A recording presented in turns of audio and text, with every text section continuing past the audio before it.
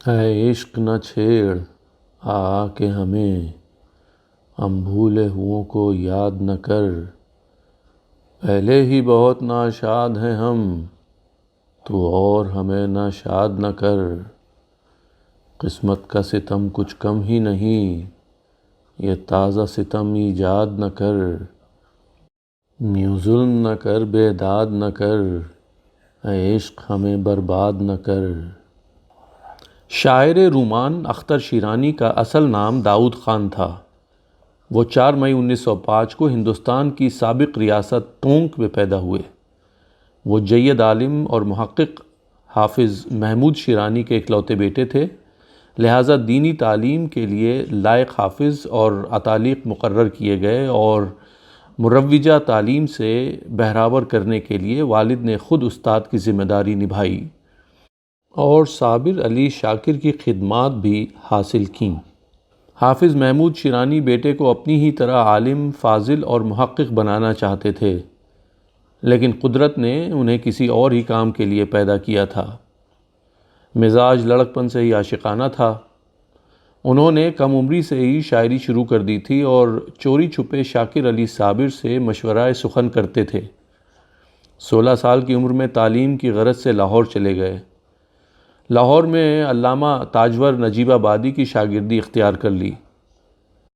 تعلیم سے فارغ ہو کر وہ صحافت کے چکر میں پڑ گئے اور یکے بعد دیگرے کئی رسالے نکالے۔ ملازمت کبھی نہیں کی۔ ان کی تمام شاہ خرچی والد کے ذمے تھی۔ قیام لاہور کے ابتدائی زمانے میں ہی اختر شیرانی پر عشق نے حملہ کیا۔ عشق اور اس کے بعد ہونے والے پے در پے عشق کے تجربات نے اردو کی رومانوی شاعری کو ایک نیا انداز دیا۔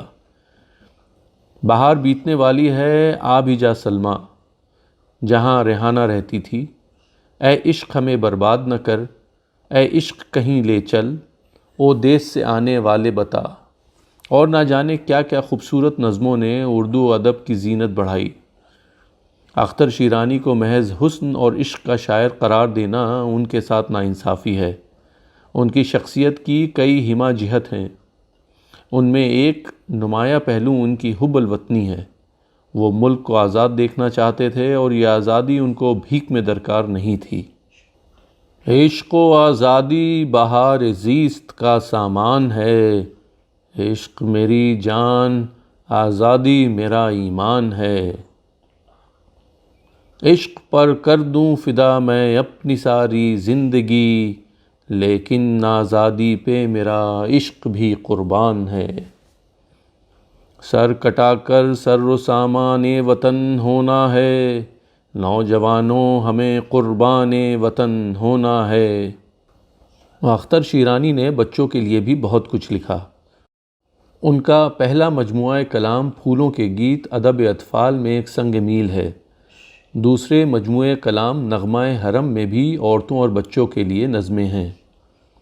نثر نگاری میں بھی اختر نے اردو ادب پر گہرے نقوش چھوڑے۔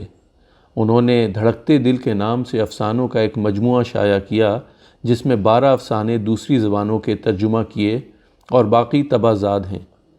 اختر اور سلمیٰ کے خطوط، جس کے کئی ایڈیشن شائع ہو چکے ہیں، خوبصورت نثر کا لاجواب نمونہ ہے۔ آئینہ خانے میں ان کی 5 افسانوں کا مجموعہ ہے جو مبینہ طور پر ایک ہی رات میں لکھا گیا تھا۔ بحیثیت نثر نگار ان کے مقام و مرتبے کا تعین ابھی تک غفلت کا شکار ہے۔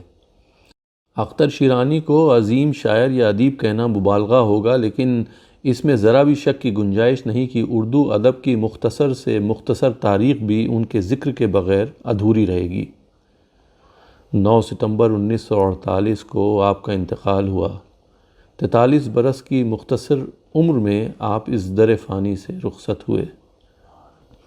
بے رحم زمانے کو اب چھوڑ رہے ہیں ہم، بے درد عزیزوں سے منہ موڑ رہے ہیں ہم، جو آس کی تھی وہ بھی اب توڑ رہے ہیں ہم، بس تاب نہیں لے چل، اے عشق کہیں لے چل۔